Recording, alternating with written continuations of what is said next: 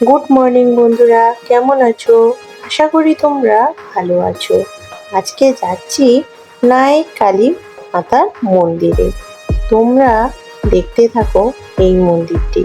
এই মন্দিরটি খুবই জাগ্রত, তাই সবাই এই মন্দিরটাতে পুজো দিতে আসে।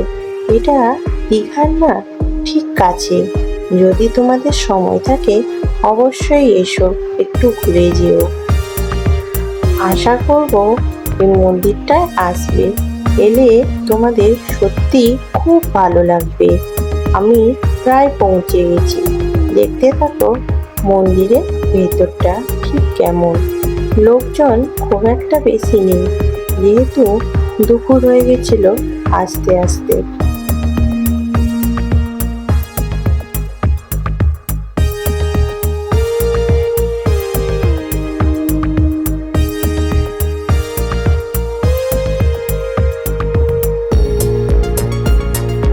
তবুও দেখো অনেক গাড়ি কিন্তু আমাদের আগে এসে গেছে। ঢোকার মুখে গেটের সামনেটা তোমাদেরকে দেখিয়ে দিলাম। এখানে অন্নভোগেরও ব্যবস্থা আছে। শনি, রবি, সোম, মঙ্গল এই 4 দিন অন্নভোগ দেওয়া হয়। মানে এখানে অন্ন ভোগ মানুষ পুজোও দেয়, তাই তোমরাও অন্নভোগ খেতে পারো। যাই হোক, চলে এলাম মন্দিরের ভেতরটা। দেখো কত সুন্দর, শান্ত। আমার তো বেশ ভালো লাগছিল। তোমাদের কেমন লাগলো অবশ্যই জানাবে। জায়গাটা খুব নির্জন, পরিবেশের আবহাওয়াটাও আজকে তুলনামূলকভাবে অনেক সুন্দর। মন্দিরে ঢোকার আগে গেটটা দেখো, খুব সুন্দর তাই না? আমার খুব ভালো লাগছিল, তাই দূর থেকে তোমাদেরকে কিছুটা দেখিয়ে দিলাম। জানি না কতটা ভালো এসছে, তোমরা কতটা ভালো দেখতে পাবে। সূর্যের আলোতে খুব একটা বোঝা যাচ্ছে না নামটা, তবুও দেখানোর চেষ্টা করলাম। চলো এবার ভেতরের দিকে যাওয়া যাক, ঠিক কেমন লাগছে দেখি।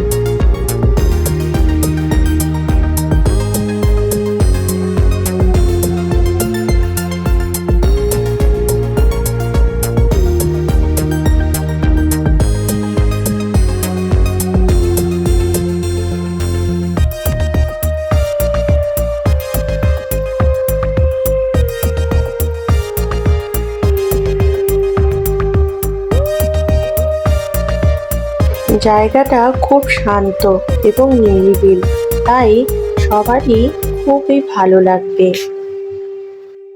ওইদিকে যে বিল্ডিংগুলো দেখা যাচ্ছে, ওগুলোতে খুব একটা বিশেষ কোনো প্রয়োজনীয় জিনিসপত্র দেখা যাচ্ছিল না।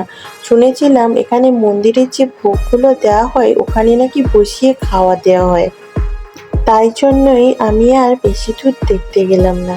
চলো আমরা মন্দিরে বাকি পোর্শনগুলো দেখে নিই এবং তোমাদেরকে দেখাই। আমারও ভালো লাগছে, তোমাদের কেমন লাগছে অবশ্যই কমেন্ট বক্সে জানাবে। শুনেছি এই মন্দির নাকি খুবই জাগ্রত মায়ের মন্দির। এখানে মনের ইচ্ছা পূরণ করা যায়। মানুষ দূর দূরান্ত থেকে এখানে আসে পুজো দিতে। অনেকের আবার মানতও থাকে এই ঠাকুর মন্দিরের কাছে।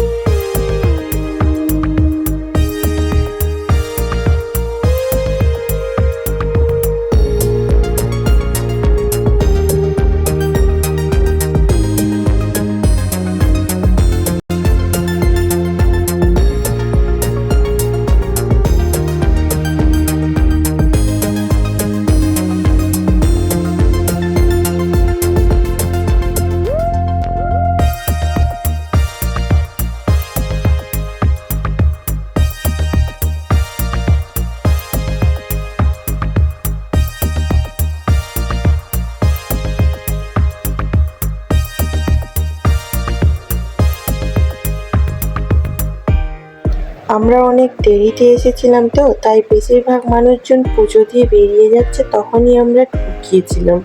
যাই হোক, খুব ভালো লাগছিল। মন্দিরটা আমরা খুব ফাঁকাই পেয়েছিলাম। এখানে দেখো বট গাছের নিচে একটা শিব ঠাকুরের মূর্তি আছে।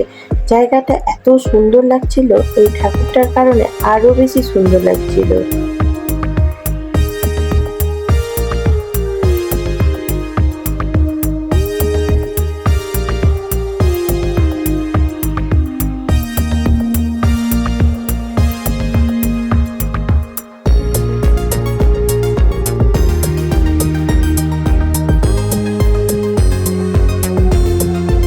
মন্দিরের ভেতরটা অনেক সুন্দর লাগছিল।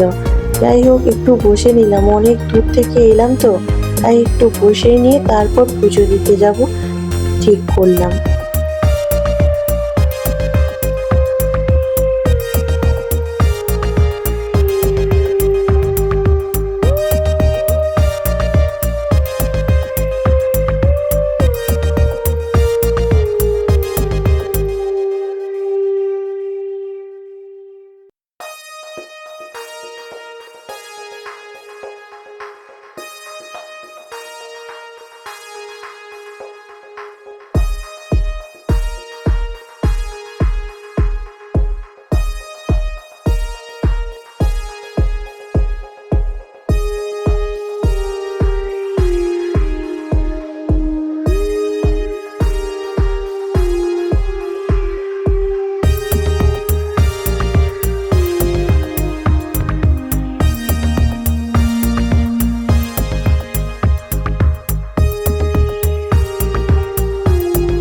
মন্দিরের সাইডে দেখো এরকম একটা জিনিস আছে, এত সুন্দর লাগছিল, মনে হচ্ছিল যেন ওখানে বসে কিছুটা সময় কাটাই।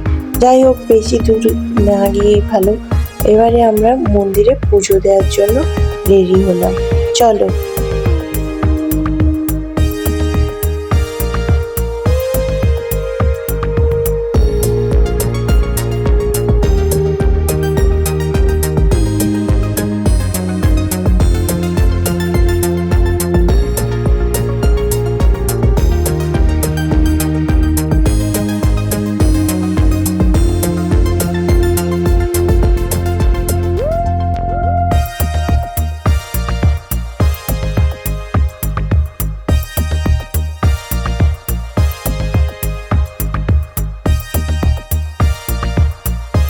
এখানে চলে এলাম মন্দিরে প্রসাদ আনতে। দেখা যাক প্রসাদগুলো কেমন। মোয়াই দেখছি এখানে একটা খুব সুন্দর কৌটো করে রাখা আছে। দেখা যাক, এখানে 100 টাকা থেকে শুরু, 100 টাকা, 150 টাকা, 300 টাকা পর্যন্ত আছে। কুপন কেটে এরাই দিয়ে দেবে মন্দিরে।